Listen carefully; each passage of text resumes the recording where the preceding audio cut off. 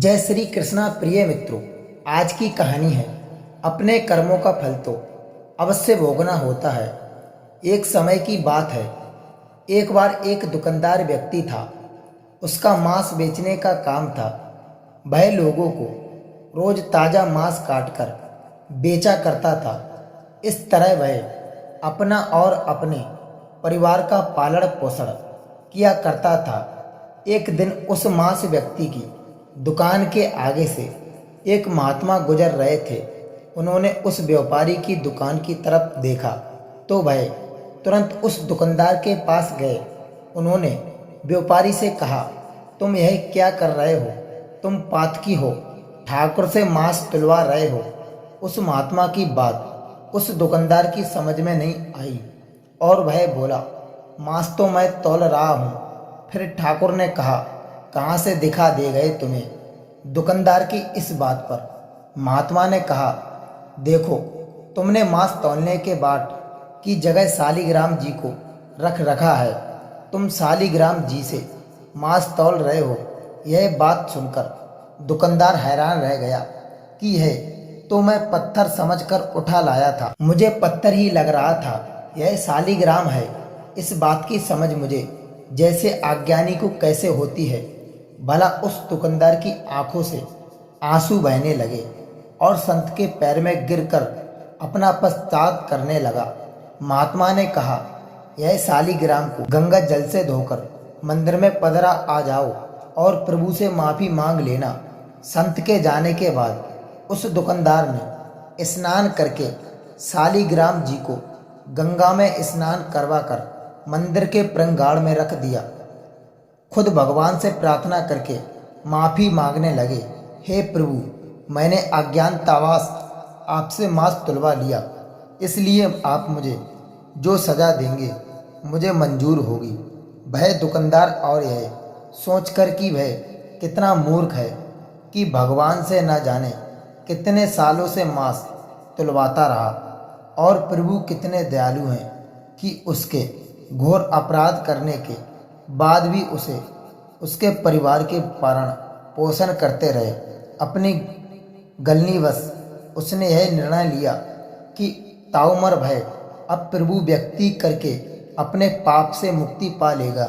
वह दुकानदार अपनी दुकान अपने बेटे को संभला कर खुद ही तीर्थों में निकल पड़ा।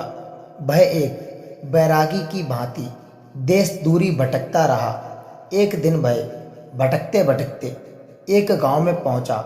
वहां रात्रि विश्राम के लिए शरण मांग कर रुक गया। वह एक घर से उस घर के मालिक की शरण में रुककर रात्रि काट रहा था। वह रात्रि भोजन मकान मालिक से पाकर रात को सोने के लिए उस मकान के आंगन में सो रहा था।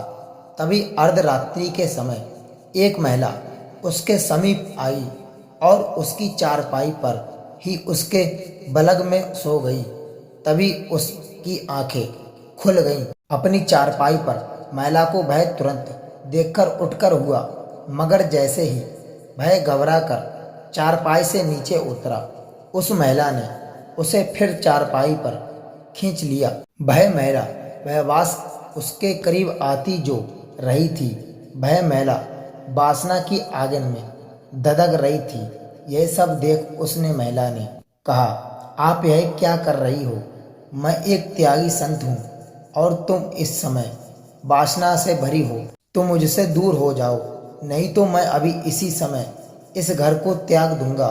महिला ने संत के रुखों शब्दों को सुना, मानो उसे वह तीर की भांति भेद रहे हो। वह लपकती हुई संत को अपने बहुपास में समेटकर अपनी मनमानी करने को आतुर हो रही थी। संत ने पूछा, तुम हो कौन और मुझसे इस तरह व्यवहार क्यों कर रही हो? तब वह महिला बोली, तुम जिस घर में ठहरे हो यह घर मेरा है। मैं इस घर की मालकिन हूँ। वह व्यक्ति जिसने तुम्हें रात्रि विश्राम के लिए शरण दी है वह मेरा पति है। तब तो वह संत बोले, ठीक है, तुम्हारे पति घर में सो रहे हैं, तुम्हें उनके पास जाना चाहिए। तब वह महिला बोली, तुम जब मेरे घर पर शरण के लिए आए थे, तब मैंने तुम्हें देखा था। तुम्हारे रूप यौवन की मैं दीवानी हुई जा रही थी। तुम्हें पाने के तालसा में मैंने यह बातें कुछ पल बहुत मुश्किल से गुजारे। अब तुम्हारा समीप्य मिल गया तो मुझे भला तुम्हें अपने से अलग क्यों करूं। अब उस संत ने उस महिला को समझाने की कोशिश की कि देखो, तुम एक वैवाहिता हो, तुम्हारा कर्तव्य पति सेवा है। ऐसे में तुम मुझे जैसे बैरागी को पाना चाहती हो, यहाँ तुम्हें शरण नहीं मिल सकती। तुम्हारी जगह अपने पति के पास है। जाओ, लौट जाओ अपने पति के पास। भय महिला अपने पति के पास भय महिला कुछ सुनने को तैयार ना थी। तब वह बोली, अच्छा, तो मेरे और तुम्हारे बीच मेरा पति आ रहा है। अगर मेरा पति ना हो तो तुम मुझे अपना लेते। वह तुरंत घर के भीतर गई। उस महिला ने घर पर रखी पति की तलवार को निकाला और उस तलवार से पति पर वार कर दिया। उसका पति वहीं मर गया। वह खून से भरी तलवार से जाकर उस संत को दिखाते हुई बोली, लो, मैंने तुम्हारे और मेरे बीच खड़ी पति रूपी दीवार नष्ट कर दी। मैंने पति का गला काट डाला। अब वह कभी हम दोनों के बीच में नहीं आ सकेगा। बेचारा वह संत दुकानदार यह सब देख वहाँ से भागने लगे। बहुत कोशिश के बाद भी संत वहाँ ना रुके तो उस महिला ने उस तलवार से खुद पर वार किया और सदैव के लिए खत्म हो गई। संत जैसे तैसे वहाँ से निकलकर भागे। बहुत दुखी रहने लगे। उनका दुखी चेहरा देख एक संत ने उन्हें, वहाँ लगता है तुम बहुत दुखी हो। क्या बातें हैं जो तुम्हें परेशान कर रही हैं? हम संतों को अपने दुख से नहीं, दूसरों के दुख से दुखी होते हैं। तुम्हारे साथ कौन सा दुख है? तब उस संत ने वह सारी घटना उन संत को सुनाई। संत ने उस संत की बातों को सुनकर ध्यान लगाया तो उनका इस सारी घटना का सार समझ आ गया। वह संत उस संत को दुकानदार से बोले, यह सब तो होना ही था, इससे तुम्हारा कोई दोष नहीं। अब तुम शांत मन भक्ति करो। तब वह संत दुकानदार बोले कि यह सब होना ही था, इसका क्या मतलब है? तब वह संत हंसते हुए बोले, तुम मेरे पास बैठो, मैं तुम्हें सब बताता हूँ। उन संत ने उस संत दुकानदार से कहा, यह सब पिछले जन्म का कर्जा था जो उस महिला ने ले लिया। संत दुकानदार बोला, कैसे बदला?